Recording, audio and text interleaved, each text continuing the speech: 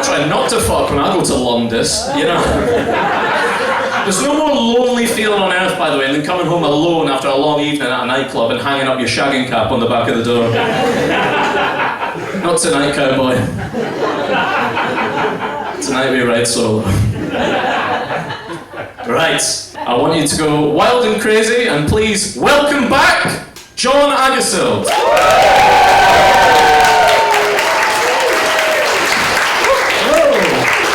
Thank you very much. Thank you very much. It's lovely to be here. Thank you very much for coming. I love doing stand-up in front of people and performing for people, even though I am quite self-conscious about my looks, because I am very self-aware. I have quite a unique visage, because I am somehow blessed to have both premature grey hair and adult acne. Ooh, who's that guy? Something I should no longer have and something I should not have yet. The hair says, life begins at 40. But the face says, challenge 25. No ID, no sin. I feel like I look too old for myself, in a way. I look like I've travelled back in time to deliver a message to my younger self. A warning that would crucially alter the timeline forever.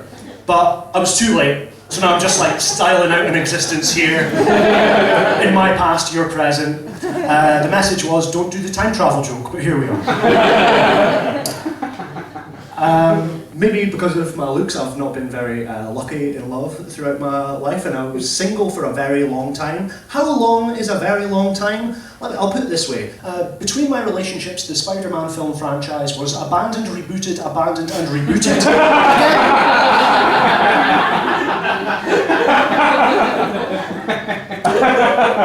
But nevertheless, I consider myself to be romantic, and maybe not quite like a romantic, because I think if you're romantic, you are thoughtful and spontaneous. I'm more like an old romantic. I'm naive and soppy. Like, I literally have like a love heart tattoo, which was thoughtful and was spontaneous, but in the wrong way. And one of the influences I think I have that has made me romantic is my dad. Not that my dad's a particularly romantic person, although he has been married 3 times, so he loves to propose, which is arguably the most romantic thing you can do. My dad, when I was growing up, was a DJ, and which would have given him even more access to weddings. But you know, when parents are parenting you when you're growing up, they have different tones of voice for different things, like, could you please do this tone of voice, I'm going to get mad at you if you don't do this tone of voice, or I am now angry at you tone of voice. My dad never used his DJ voice around the house, which I think was a real missed opportunity. Alright, I hope you enjoyed your bath. Thanks very much, Lynn. She'll be back at the same time tomorrow for more bubbles and talcum powder. The time is 11 minutes past 8 p.m. Not that that means anything to you, because with all due respect, you can't tell time. I'll also be taking your questions about literally anything about life in general, or from your imagination.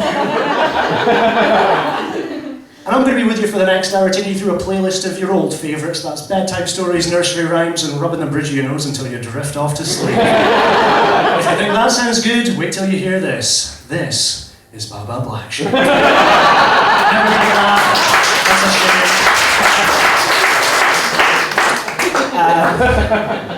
But my dad was, like I said, he was a radio DJ and he DJ'd in nightclubs, and he specifically played R&B and soul music. And when we were growing up, we always had like a spare room in the house that was his dedicated music room, and it was so cool because it was like filled with CDs and records and magazines and all sorts of stuff. You couldn't really like walk in it. There was just like a little path made out of like all his stuff, and he had his decks and his all his equipment for planning his radio shows and like planning his sets for DJing at night. And sometimes he would do like little pre-records and stuff, and he would do this quite late at night when I was going to sleep. And the speakers were against the wall that was shared with my bedroom wall, so I would often go to sleep like listening to slow jams. So you know, it really must do something to a developing mind. Like, it's no wonder that I have grown up to be such a clingy partner. When my lullabies were, 1,000 kisses from you is never too much. I'm just like...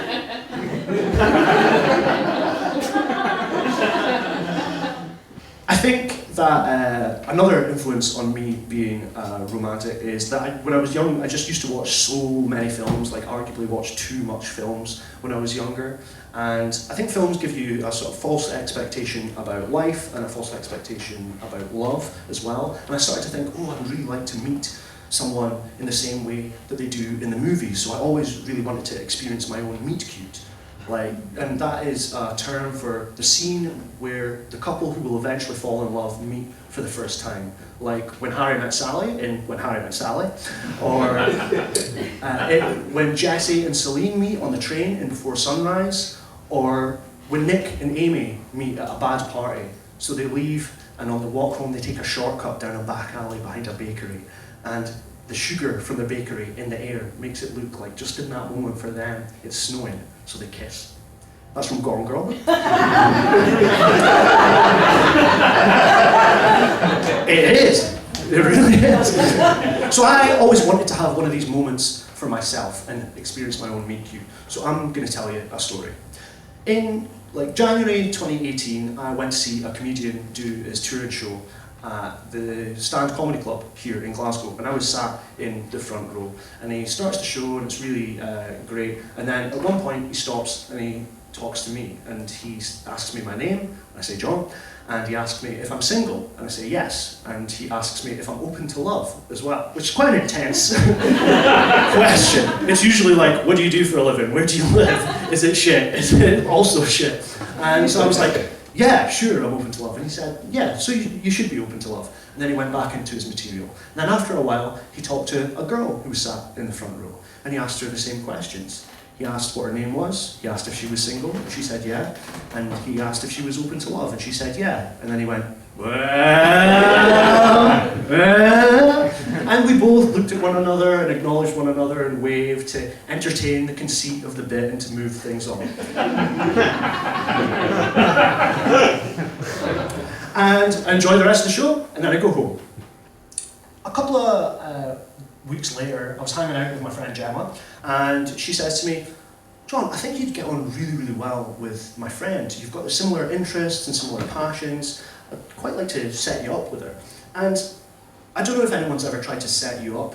It's kind of bittersweet, because on one hand, it's really thoughtful, but on the other hand, you can't help but think, is my love life so bad that it needs a project manager? So I was like, nah, you're all right. It was kind of the first time that someone's ever tried to set me up, because when people do try and set you up, they say, oh, what's your type? What sort of type do you go for? I don't know what my type is. I'm very well aware that I am a type. I'm a specific type of guy. Sort of type of guy some women have maybe sworn themselves off. He can often be found with an empty tote bag on an equally empty Saturday afternoon. These guys just kind of take up a bit too much space in society, really. It's basically decriminalised breach of the peace, but we turn a blind eye because they prop up the economy with the purchase of flat whites. That's me. And then, about a month later, something that you need to know about me is that every Saturday afternoon I volunteer in a charity shop because I'm better than you. And one week our charity shop had a stall, a jumbo sale in a community centre, so I went along to help out. So I'm stood at the stall making small talk with people, and through the crowd I see a flash of red hair, and that's also important because another thing you need to know about me is that I'm a big perv for redheads. That's just my truth. So I was like, oh, what's that? And then I noticed that it was the girl from the comedy show. I was like, whoa, what a big coincidence. And she was walking around and talking to everybody at the tables, but she wasn't talking to me, and I thought, oh, I should go up and talk to her. But what would I say? It was like one of those incel memes that you see. You're volunteering for charity when you recognise a girl you saw at a comedy show weeks earlier, where it was heavily implied that you should meet and could fall in love. How do you open? Sorry, didn't mean to scare you there. Hi, I don't know if you recognise me, but I was at the John Kerr's show at the Stand Comedy Club a couple of weeks ago, and he asked me if I was single, which, by the way, I still am, and if I was open to love, which, by the way, I still am, but I'm John, by the way. Just call me John, open to love Aggasild. Only kidding, my middle name's Malcolm. Is this ringing any bells, by the way? And then he talked to you, if my memory serves, and he asked you if you were single, and if you were also open to accepting the concept, the feeling, the exchange of love into your life. Are you still in that emotional space? Have you had a really good or bad month? That can't be my icebreaker. Icebreakers are usually a lot more like casual. They're usually like, yeah, it's a lovely flat they've got. And to be fair to them, they've done a lot of work on it, because when I heard that when they got it, it was a wreck. So how do you know Siobhan? From work? Or... oh, just normal pals, right? But I couldn't also go up and talk to her and pretend like that interaction hadn't happened. So I just went home. The next day, I get a text from my friend Gemma. Gemma says, "Were you at the King Park rummage the other day?" I said, "Hey, yeah, I was. Oxfam had a stall there, so I went for a little bit from about 12 until 3. Were you?" Gemma said, "I wasn't, but my friend Lauren was, and she said she remembered you from John Kearns." I was like, "That was 100% John Aggasild. True friend of G. Flynn and all-round great bloke." Not my words. She organises it. And I say, 100% John Aggasild, that's me. And Gemma said, and she said John Kearns tried to match you two up on the night.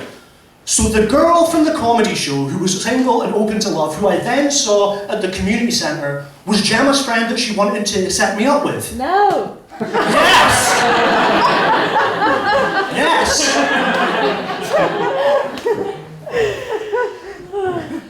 To which I said, "Yeah, Jackie. What you need to know about that," what you really need to know about that, is that in the mid-2000s there was a series of Celebrity Big Brother where one of the housemates was the Danish actress Bridget Nielsen, who used to be married to Sylvester Stallone. And what they would do in reality TV shows is they would introduce new contestants halfway through the summer to kind of, a shot in the arm, a bit of fresh blood to mix things up. So this season, they introduced Jackie Stallone, Sylvester Stallone's mother, Bridget Nielsen's ex-mother-in-law, to sort of mix things up with Bez from the Happy Mondays and the horse racing pundit John McCririck. So they're all stood at the front door, waiting to welcome their new surprise housemate, and in walks Jackie Stallone. And Bridget Nielsen goes, "Oh my God, Jackie!" And Jackie Stallone goes, "Yeah, Jackie." Like it's the most normal scenario in the world. "Yeah, Jackie" is a little joke that I say with my friend Kirsten, who lives in Toronto, not my friend Gemma, who lives in Glasgow. I'm very nervous and excited and surprised by this huge coincidence, so I have confused Gemma for Kirsten. Gemma says, "Don't know what that is a reference to." To which I then send her a clip of the scene that I have just reenacted for you. Big brother, all rise to greet your queen mother. What? No, there's someone there! Hey. Oh my God, Jackie! Yeah, I'm Jackie.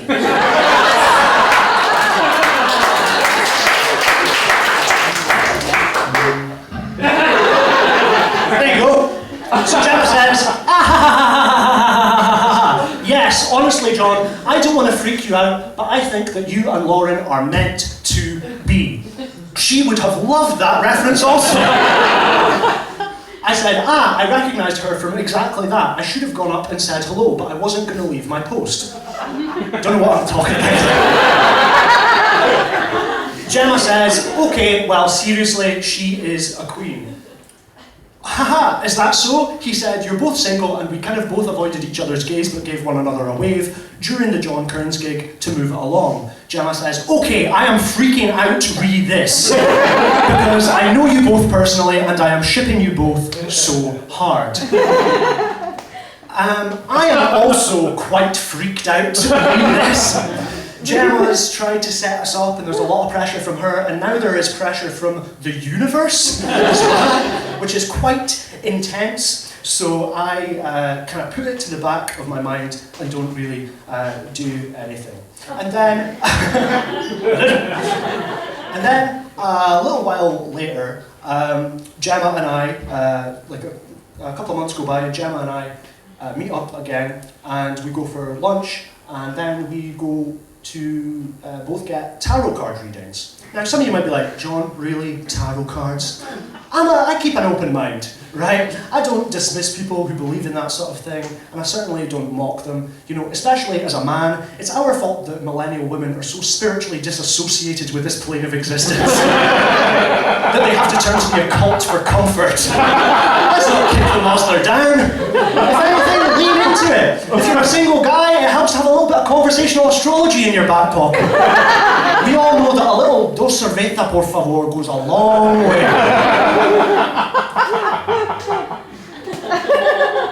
So I get my tarot cards read. Keen eyes will see the traditional Celtic cross with other sides. And one of the cards I get was the Four of Cups, which is a wee guy ignoring some cups. What that means is this. Now listen to this. This card can indicate regret or remorse. In a romantic context, this card can indicate that you are so focused on what is lacking in your love life that you are missing opportunities for love that are right in front of you. So you should not dismiss opportunities of dates or potential partners. So I've got multiple comedians trying to set us up, the universe keeps on putting us under the same roof, and now magic is dropping hints? It's too much. It's too much for me. So I just dismiss it completely. And then the next day, I get a message from Gemma. She says, okay, I told Lauren about our tarot day and she is truly very interested. Would you be open to me giving you her number? And then Gemma sends me a voice message in which she says that the man should always make the first move, but I shouldn't tell anybody that because she's a lecturer in gender studies and she'll get cancelled. And then she sends me Lauren's number, and we text one another that night, and we text every day until we eventually go on our first date. And it was like the best first date that I've ever been on. We talked about loads and stuff for just hours and hours and hours. Like, I revealed to her that I have a fantasy that one day I would love to be proposed to, because I am a crazy bitch.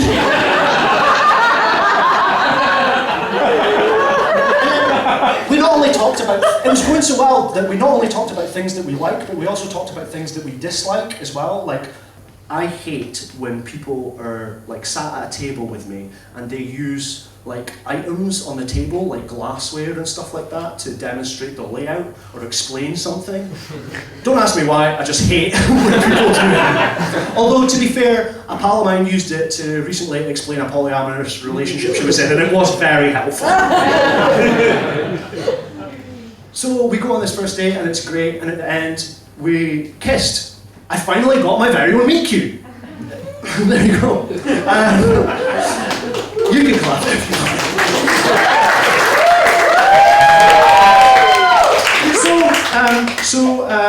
I'm not going to go on about how great she is or whatever, because that's not very funny. We continued to date for a while, and then we became boyfriend and girlfriend. Oh my god! And eventually we fell in love. She told me she loved me first. Yes, she caved.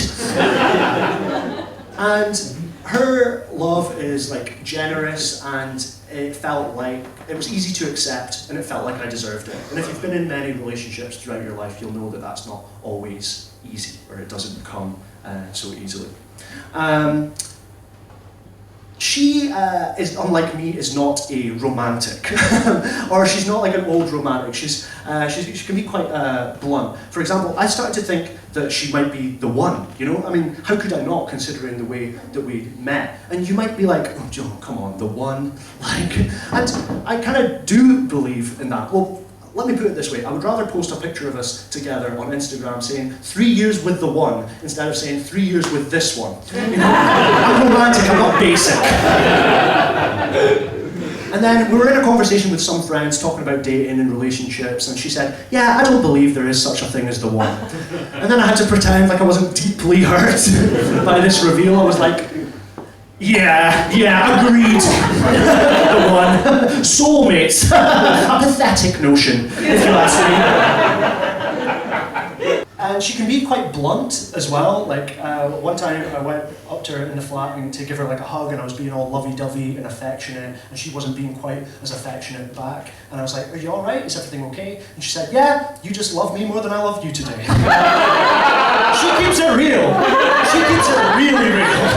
But if you're in a relationship, you know that that's the reality of it. That's what it's like. One person's putting in the emotional heavy lifting one day, the other person puts in a shift the next day, until ideally, at the weekend, you love each other the same amount, and you go for dinner and a show. That's it. It's hard work for an easy life.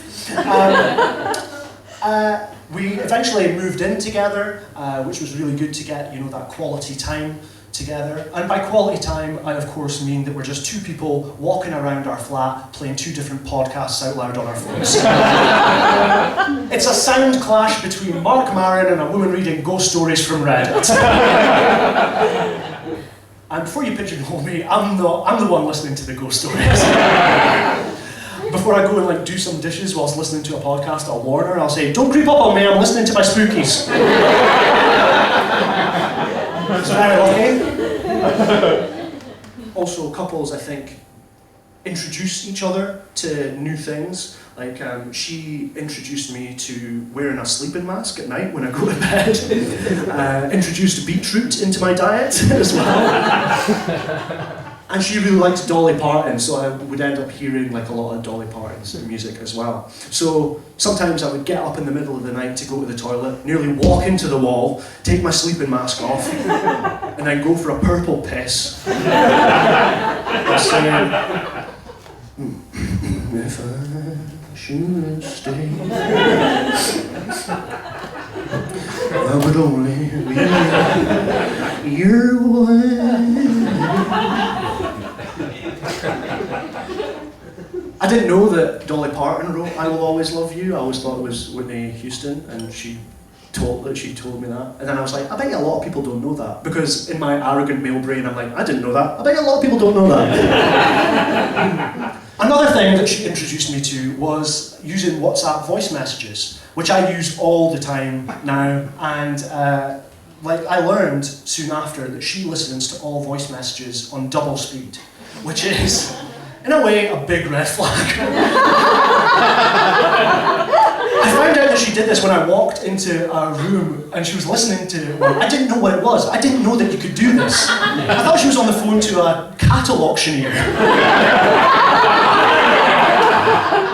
She was like, I listen to all my voice messages on double speed. Like I'm an idiot for trying to experience life in real time. No, I need to get with the 21st century. I need to throw away my watch and rethink my comic timing. And I said, quite naively, do you even listen to my messages that way? Especially your messages. You leave really long pauses. And she's very, very funny and very, very smart. But another thing about her that I find quite endearing is that she doesn't understand idioms whatsoever. Like an idiom is a turn of phrase like to break the ice or to have your cake and to eat it too. The part of her brain that is supposed to store them and remember them is dedicated to something else. I think it's just terabytes of Real Housewives back there. So what I do is I make up idioms and I slip them into conversation and she doesn't know if they're real or not. And it's really hard to come up with an idiom because they have to sound like they're 100 years old and make some sense but also make no sense as well. So I've made up one. Do you want to hear what it is? Yeah. Good. You know that guy's problem? He's got more neck than scarf. Sounds legit, doesn't it? Sounds legit. I don't think I can quite explain what it means, but I think we can all feel what it means. A guy who's being over-familiar and too cheeky on the second day of a stag do. He said that. Oh, he would. He's got more neck than scarf on. So we've been going out for some time, and it was going really, really well. But there'd been something that had troubled me at the back of my head for quite a while, and even before we got together, I hadn't been sure about my sexuality. Like, for most of my life, I had dated women, had relationships with women, had sex with women. Hold your applause. But I kind of wasn't sure about my sexuality. I thought I might be bisexual, and I learned that because it wasn't like a confident coming out, because I had this uncertainty, I didn't feel like I was part of the LGBTQ community. And I learned that the Q in that acronym can stand for queer, but I learned that it could also stand for questioning, like somebody who's questioning their sexuality. And I was like, oh, that sounds like me, it sounds like what I'm going through. And Pride is now, this big mainstream thing that we're all aware of, and it's a celebration of community, personality, and sexuality. However, if you've ever seen a Pride march walk past, you never see anyone who's questioning their sexuality. Everybody's pretty sure what they're into. It's not a celebration that lacks conviction. Because there's the famous chant that's like, we're here, we're queer, get used to it. What would questioning people chant? We're here, we don't know if we should be. Love the music. But yeah, I've got my steps in for the day, I'm going home. So I started to think about my sexual history, which didn't take long. My first, the first woman that I ever found attractive, I remember I was really young and I was sitting watching TV and I saw an advert on TV for Scottish widows. Now, Scottish Widows, for those of you that aren't aware, is a life insurance and pension policy company, and it always featured a beautiful woman with long black hair wearing a long black cloak, and she was the Scottish widow. Now, she was physically attractive to me when I was younger, but I've matured, I've grown now, and she's still attractive to me, because what do we know about the widow? She's single, for sure. She's also come into quite a bit of money. And I don't want to say that she's in an emotionally vulnerable space in her life, because that would be inappropriate, but it also wouldn't be true. Because the widow never looked sad. She never looked like she was recently bereaved. She always had a wry smile on her face. Like she just poisoned some stovies. And put a set of golf clubs on eBay for way below the value. And she was mysterious as well, because she never ever spoke. She never ever spoke in the adverts. And when I was young, I romanticised it. And I thought, maybe a witch has stolen her voice. And she will only regain the power of speech when she experiences true love's kiss once again. Now, in my research of this, 4 women have played the Scottish widow over the years. The first one was Deborah Moore, then it was Amanda Lamb, she's my generation's widow. Every little English boy has his favourite Doctor Who, every wee Scottish lad has his favourite Scottish widow. They are of equal cultural significance. Then in 2005, Hayley Hunt was passed the cloak. I was reading a BBC News article about the widows, and it said literally that. In 2005, Hayley Hunt was passed the cloak. And I was like, that's the wording I've been looking for. And then that brings us to the present incumbent widow, which is Amber Martinez. Now, during all my writing and my research of this, I found out a shocking fact, which is that every woman that has ever played the Scottish widow is actually English. Gasps in the audience. Some of you audibly shocked, like, hang on John, you're telling me Amber Martinez isn't Scottish? Because it would be off-brand for the advert, wouldn't it? You know, a sort of Braveheart Highlander figure approaches the widow and he says, "Fair maiden, there is much sadness behind your eyes.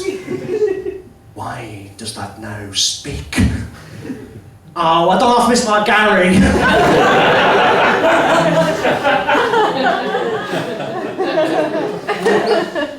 My first crush, my first real non-fictional crush, was a girl in my class in primary school called Louise. Now, Louise was one of the cool girls. Now, you may think, John, I don't really picture you with one of the cool girls in school. I see you more with one of the girls who's based her entire personality on the film The Nightmare Before Christmas. That's who I see you with. But Louise was really cool. And she was really, really pretty. I mean, look at her.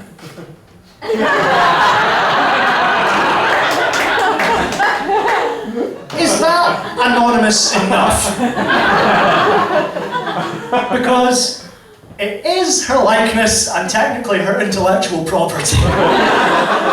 So legally speaking, we're in murky waters. Can I also just do a quick vibe check with the audience? I don't know how universal this is. Does everybody know what this is? Thank God. For anybody who doesn't know what this is, there's two people literally shaking their heads in the audience. For some reason in primary school in Scotland, all the children are encouraged to do little self-portraits of themselves, and that is printed on a big tea towel for everybody to take home. So Louise was bloody gorgeous. And what was she going to do with a guy like me?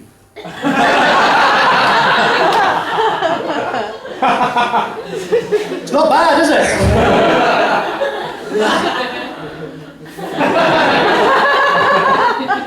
But that wasn't going to stop me. So I wanted to, make a big gesture for her to tell her that I liked her. I had this plan because my best friend Danny really fancied Louise's best friend, so we hatched this plan that we were both going to get Valentine's Day cards for them and present these cards to our respective sweethearts. So up me and Danny go to Asda, chaperoned by Danny's mum Anne. Safe pair of hands, Anne. Great mum name. Great mum. And I'm scanning all the cards, looking for the perfect card for Louise. But this was this was before the days of personalised cards. We were living in a pre-Moonpig world. So I was trying to find the perfect card for her, and I saw this card on the top shelf, and I was like, that's it. Now I'm going to describe this card for you. In the mid-2000s, there was a sub-brand of Hallmark called Bubblegum.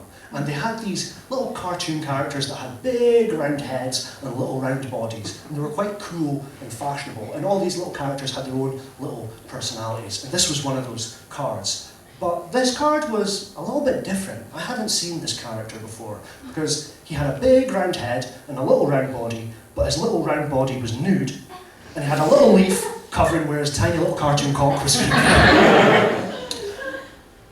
That was not the most inappropriate thing about the card, and I've managed to find a picture of the card, and this is it.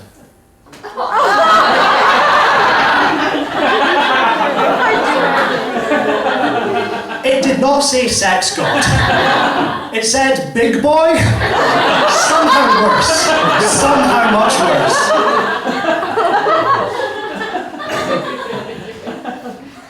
Arguably too distracting an image. How could this card be any less appropriate, John? Well, my notes are written on an A4 piece of paper. Twice that is A3, and so on. This card was A1 when it was closed. So I was like, Anne, could you do me a favour? Could you grab that off the top shelf for me, please? This card began to represent very unique problems straight away. It didn't fit on the conveyor belt at the checkout, and when we got back to Danny's to write our cards, Anne had to extend the dining room table. And when I was writing it, I was overwhelmed with all the white space. So much blank space. So I just decided to fill the bottom third of the card with kisses, but my arms started to get tired, so I got Danny to help me, but he had a different coloured pen, and he wasn't doing them with love. So I then stashed the card at Danny's overnight like it was a gun, like I was going away to prison. I'm going to come back for this one day. And then the next morning, Danny comes in for me with the card. Now, I lived really, really close to my school. I could walk to school in about 1 minute.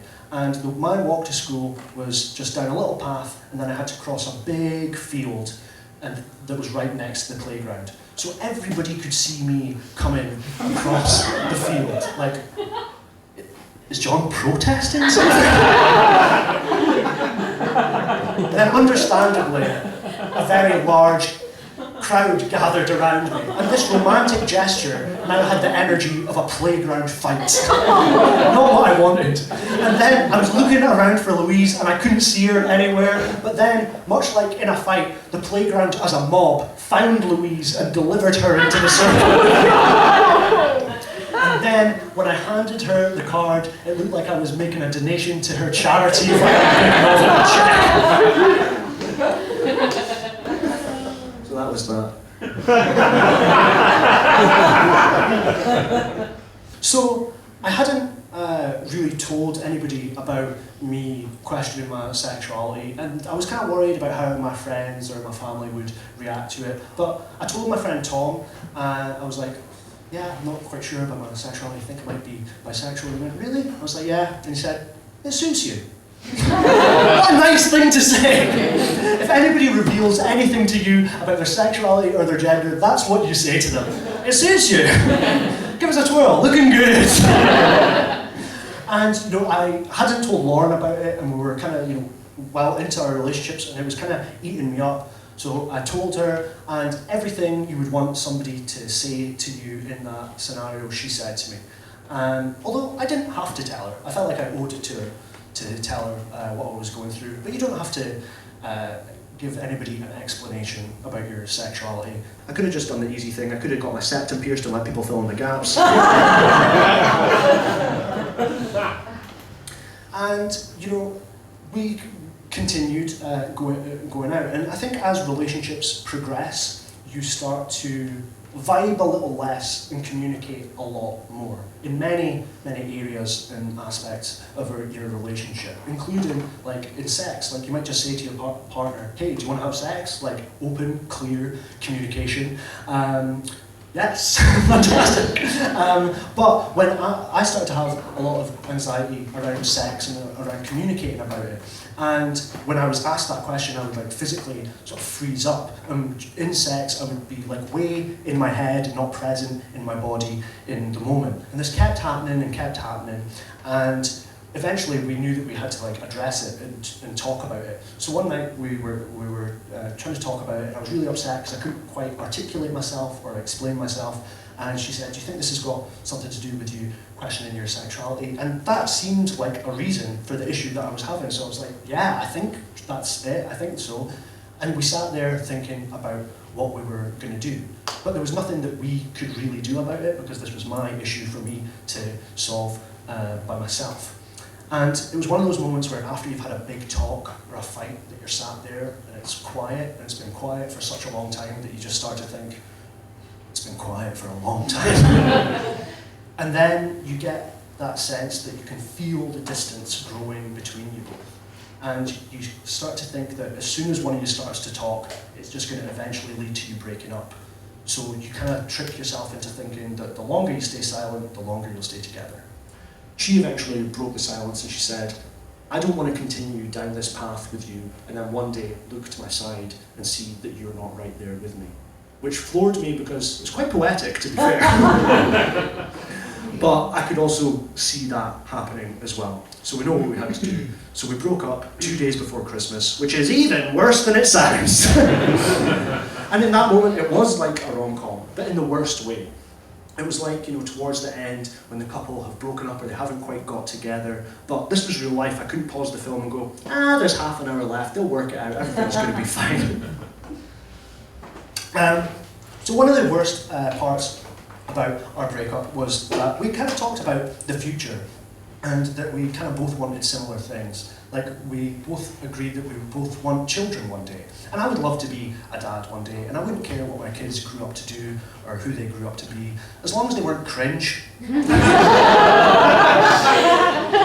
don't think is much to ask, but turns out it's a hard walk to walk. But I think that if you do want kids, you kind of just want to continue your legacy and little traditions and little ways that you have as well. And for example, I'll tell you a story that kind of explains this. I was sat on a train, and I was sat across from a family of 4. A mum, a dad, a little boy, and a little girl. And they were playing a game of 20 questions where they had to guess characters from films or TV or books or like famous people. And the little boy was playing it with his dad, and the dad said, "Are they real or are they fictional characters?" And he said, "Oh, they're fictional. Yeah, they're fictional." He said, "Is it boys or is it girls?" And he said, "Oh, it's 2 boys and it's 1 girl. And are they goodies or are they baddies?" "Oh, they're definitely goodies. Definitely goodies." "Is it Harry, Ron and Hermione?" "Yeah, well done, Dad. Yeah, well done." And then the little girl shot her arm up and she said, "Me, I'm next, I've got one. It's 2 people," and the mum, without any guesses, said, "Is it white chicks?"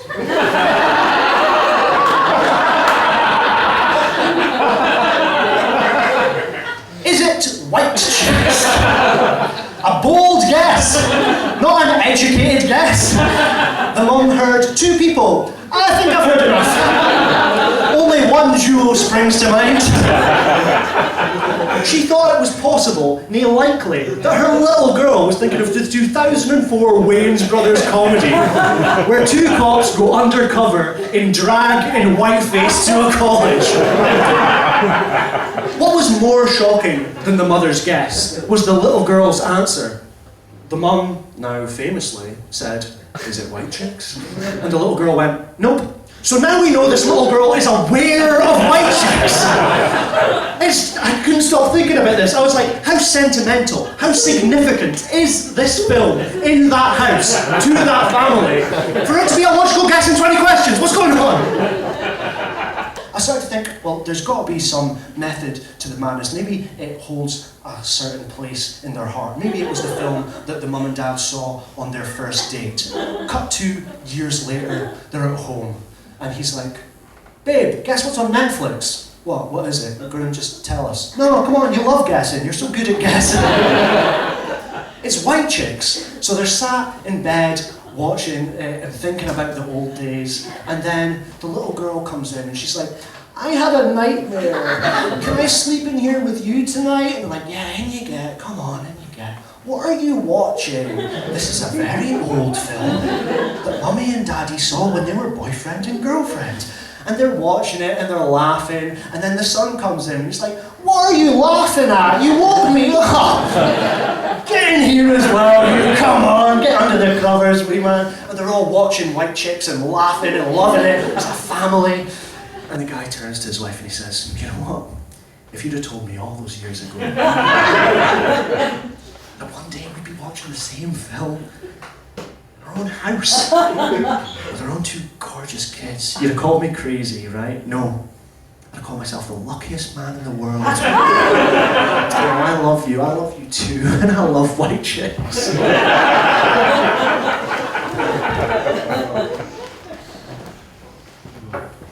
Love was not the issue for me and Lauren either. We were still in touch whilst after we had broken up, and even at the end of phone calls or texts, we would still like sign off by saying "I love you," because it was the truth, and it would feel like not real to not say that. But we both agreed that it was just prolonging the pain of the breakup, so we decided to give each other space and not talk to one another.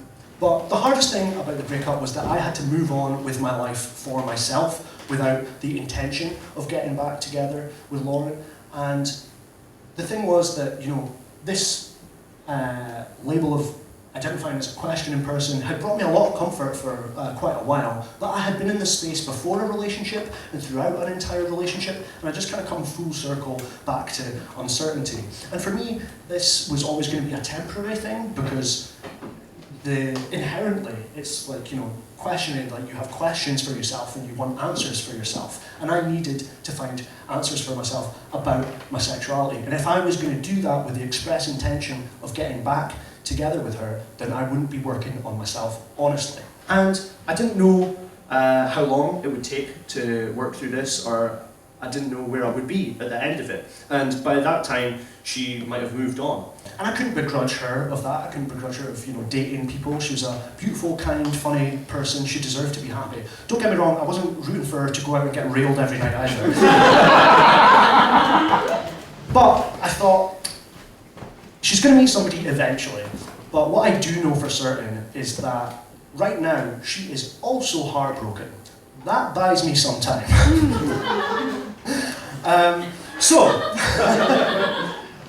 Let's change it up a bit, yeah? Let's change it up a bit.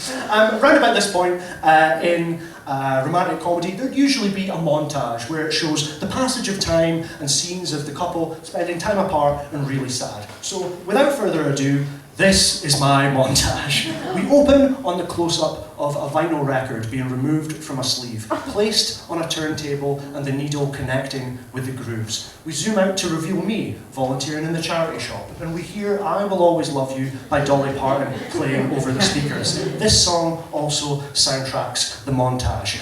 We see another picture of me and Lauren in happier days. As we zoom out, we see that the picture is being dragged and dropped into a folder on my desktop entitled, "Do not look at these." We then see me doing dishes, and I'm listening to a podcast, but in many ways, I am now the ghost haunting my own flat. We see Lauren on a date with a guy who's just sort of like talking at her, not really conversing with her, and her eyes kind of glaze over and she looks down at the glasses and the items on the table between them. We see Gemma walking down the street. She looks at her phone. She's got a message from me. It's a voice note. It's 15 minutes long. We see me getting another tarot card reading. The witch turns over a card, which is called "The Sad Little Loser Who Will Die Alone." She says, "Don't worry about that, a lot of people assume that one's negative." We then see me sat in bed, watching a YouTube compilation of scenes from romantic comedies. The clip is interrupted by an ad for Scottish widows. The camera pans to a roaring fireplace. We fade to black. The words 3 months later appear at the bottom of the screen, and we fade into my therapist's office. I've gone to therapy on and off for the majority of my life. Because I've gone to therapy for quite a long time, and I'm quite comfortable with making an appointment, I'm also, clearly, as you've seen tonight, quite an overthinker. So sometimes I use it as kind of like a crutch. Like before we got together, I was actually looking to get back into dating. I truly was open to love. But I had just moved to a new city and I didn't have that many friends to talk about it with. So I deliberately sought out a therapist that specialised in relationship therapy. Yes, I went to couples therapy by myself, as a bachelor. 50% discount, 100% of the attention. Every week, the same couple would leave their session that was before mine and walk past me, sat alone in the waiting room. What must they have thought? God, there he is again. Don't look, don't look. We think we've got problems, at least you're turning up. I didn't go for long. I think she felt sorry for me because she was taking my money. But it was actually, the lady was really nice and the offices were in my area, so I would often just cycle there. Just hop on the old tandem and make my way down. But we are in my current therapist's office, and he gave me some advice, and he said that the safest way for me to explore my sexuality would be to try and watch porn. Now, I think we live in quite a sex-negative society, so when I heard that, I felt quite empowered. I was like, well, doctor's orders! This wank is actually prescribed! And another thing was that, when he told me that, I kind of feigned ignorance, and I was like, sorry, porn, is it? Can I just get that online, can I? Yeah? Do you think you could attach a link with your next invoice? And how much, what's the damage? How much is that going to be a month? Fuck off! But I thought his choice of words were very interesting. first of all, he said explore my sexuality. I never thought that my sexuality is broad enough that I could explore it. In the same way that you can't explore a Tesco Express, for example. You kind of know where everything is. And then he said, like, to try to watch porn, which I thought was also quite an interesting choice of words. You don't try to watch porn, you just chuck it on. If anything, you try not to watch it. And you know, like, it's not supposed to be a thinker, you know what I mean? You don't try to watch it like you don't try and watch an action movie like Top Gun, you know? When he recommended this to me, it felt like the same way where somebody recommends like a classic film that you absolutely should or must see. They're like, well, you'd love this, it's right up your street. And when the first time that I watched gay porn, I had the same sort of feeling and thoughts that I did when I would like watch an old classic film. I was like, how long is this? And then I remember also that feeling that it wasn't for me when I had a slice of toast halfway through. It wasn't food play, it was a legitimate snack. And then, for me, the kind of like final straw with it was when I saw a guy take a big huff of poppers before fisting somebody. And I thought, he's going to have a tough time unscrewing that childproof cap.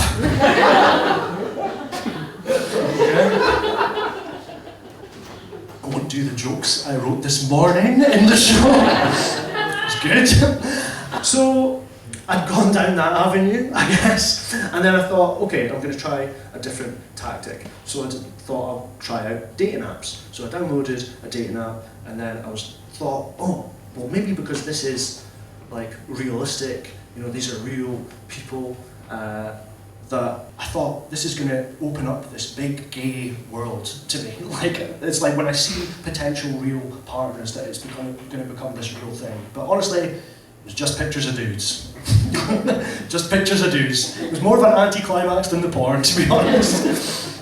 So it was kind of clear that this wasn't like, it wasn't making any sense. And then I went back to therapy and my therapist asked, well, do you have any like desire to eventually like sleep with any of these men? And I was like, nah, no, I don't think so. And like I started to realise that like I'd never had any like lustful, like sexual thoughts about guys before.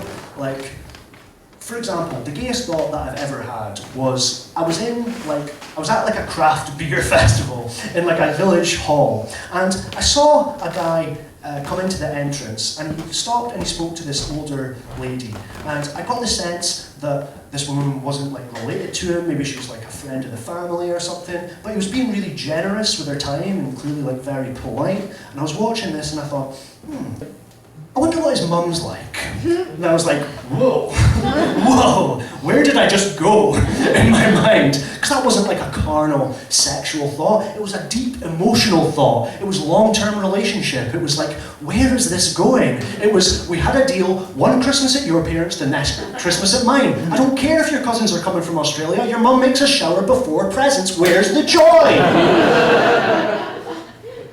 Obviously, that isn't the gayest thought I've ever had in my life. Obviously, the gayest thought I've ever had in my life is, would I enjoy a hard cock in my ass or mouth? Obviously, that's the gayest thought I've ever had in my life. It's like an exam question. Hard cock in your ass or mouth, discuss. It kind of became clear to me that I wasn't like sexually attracted to guys, and I decided to go back to therapy and I had to talk about something, and I knew that I never wanted to talk to anybody about it before, so I thought, well, that probably means that I should definitely talk about it. And what it was it was like a sort of like repressed memory that kept on like popping up in the back of my mind, and every time I thought of it I was just like, bleh. And the way that I would explain it, like, if you've never had a repressed memory before, good for you, but also it's just a matter of time.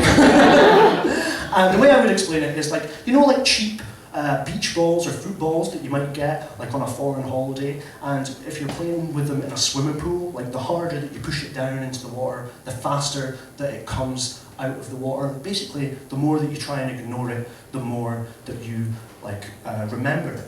And I talked about it in therapy, and it was really helpful. And I was like, wow, I really want to tell Lauren all about this and everything that I've gone through. I want to get her back. Weirdly, even though I do this, I'm not very good at communicating verbally. So I am a lot better like when I write stuff down. So I wrote her like a long letter explaining everything that had happened over the past 4 months. It was about 8 pages. In hindsight, I should have just got her a massive card. And I said to her, I got in touch with her and I was like, look, I really want to talk to you, I really want to explain all this stuff, and I want to send you this letter if I can. And she said, no, that doesn't really sound, I really don't want to read this big long letter. I think I'll just find it really upsetting. So can you just send me a voice note? I was like, yeah, okay. And this is what she heard.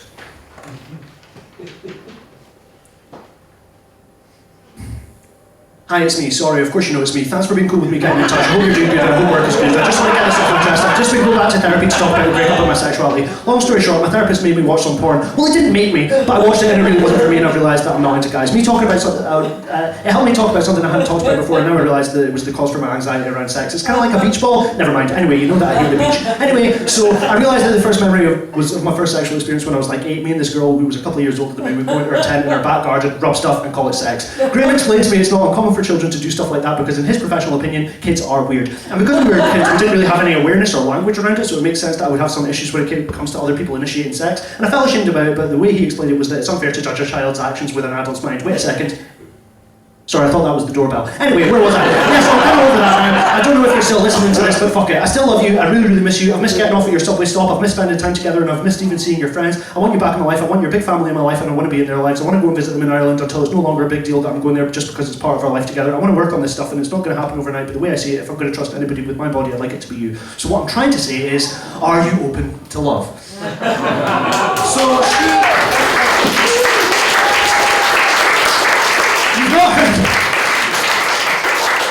You've not heard the ending. She threw the phone into the river, and I never heard from her again.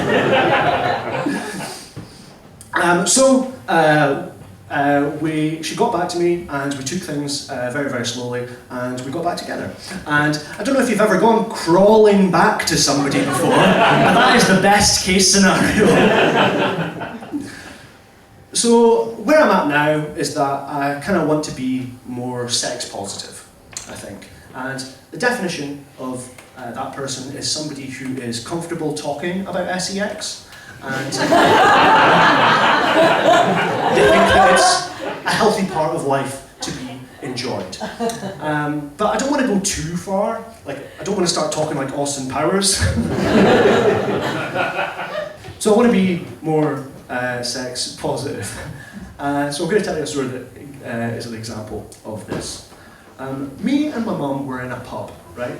There's no easy way to start this story. Me and my mum were in this pub, and it was an old man pub, so it was the sort of place where you could expect very colourful language from some very pale men. And it was really quiet, and there was two old guys stood at the bar, and me and my mum sat in a corner, and there was a lull in conversation, or me and my mum just took a sip of our drinks at the same time, and we overheard one of the guys at the bar turn to his friend and say, "You know what I'd love to go home to tonight? A big, wet, hairy fanny."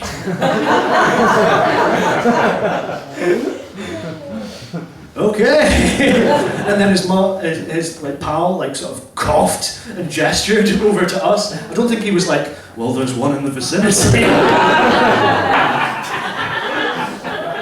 And the guy looked over at us and he dutifully apologised. So, chivalry is alive and well.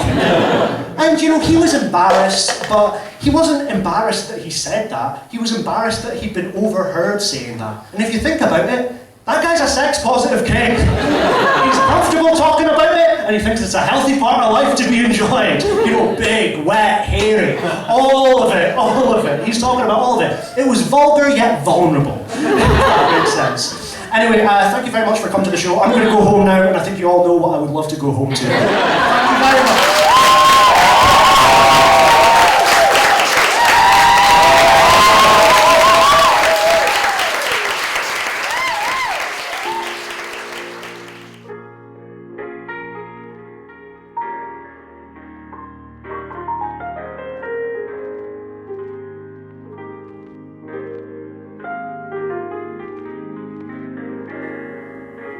to have a little bit of you, little bit is more than anyone else. Anyone else. I have nothing to say, nothing to say. At least you try to listen.